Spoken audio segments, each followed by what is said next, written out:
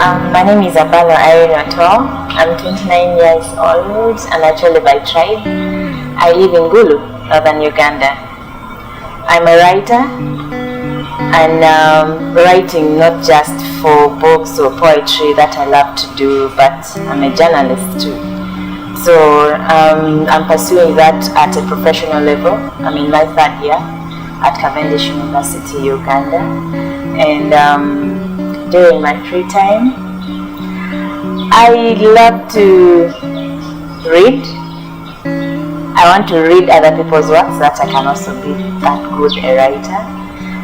I also watch movies a lot, and you'll be surprised that I love cartoons. I watch lots of cartoons, and because the stories that are told through cartoons, if you don't pay attention to them, you don't just get it. So I always just want to get that unique story that someone is telling through the cartoon. It's a name for a boy child. So Atube is someone who loves to create conflict. That is what it means. So if you're named Atube, well, that means there was some bit of a conflict in the family, or maybe the mother and the father, something like that. So a trek for Atube, in the sense, meant that journey you're taking through the conflict, and to me, it was through the conflict to have a solution, and that's where actually I based my story. Yeah, speaking of basing your story on conflict, you see old women taking their clothes off and somersaulting. This concept of people self-determining with nudity, is it something you thought that, is it something because it happened recently? Actually, not recently, a few years ago, when one of our lecturers tripped in Makerere to demonstrate how she was being treated in an unfair manner. Actually, it's not only Stella Nyanzi. In our cultures, actually, when a woman strips, it's portrayal of uttermost bitterness. Like she's fed up to the point that she can't really express it beyond like stripping. So my story also looks at an incident that happened where the late Nakairima was involved. So these women stripped to show their anger, and they were in one way or the other telling them that, you know what, we are powerless, but this is the best way we can show you our anger. So I just imagined in my mind what these women were thinking when they did that, why they behaved like that. So I had a lot of imagination. Why would a mother do that? And when a mother does that in Acholi culture, it's like a sign of something really bad. And so if you don't do something about it, you, the offender, actually goes with the bad luck. I don't want to add to that, but it's what they actually believe. So to the extent to which someone can have bad luck or not is still like not scientifically proven.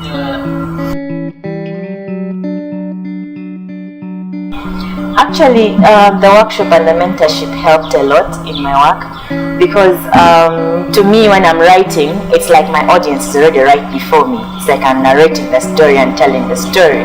I didn't pay so much attention to setting my story, say the plot and everything, lining them up and having a lineup of what I want my story to look like from beginning to end. Because I used to just tell my story and I would just see it like flowing, and it has so much that sometimes I get lost. But because Jennifer was telling us that this is how you have to move like this, like that, know what your character is going to do and why you're placing that character there to do what they're doing. So I think the workshop was a good thing for me, and also the mentors really guided me well, because sometimes I think I was too verbose, like saying so much and trying to emphasize so much, and they tried to give me direction on how to go with my story, and it looked good at the end. I loved it.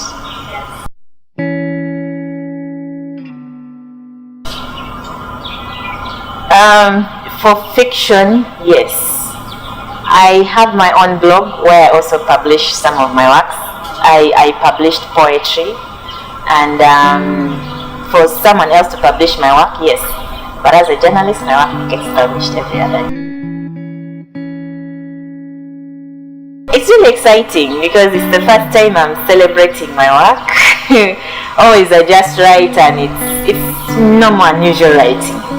And the fact that this is taken seriously and it's also included among other young Ugandan writers' work, it makes me excited. And I think it has given me a point where I should think of where to go from here, the beginning from.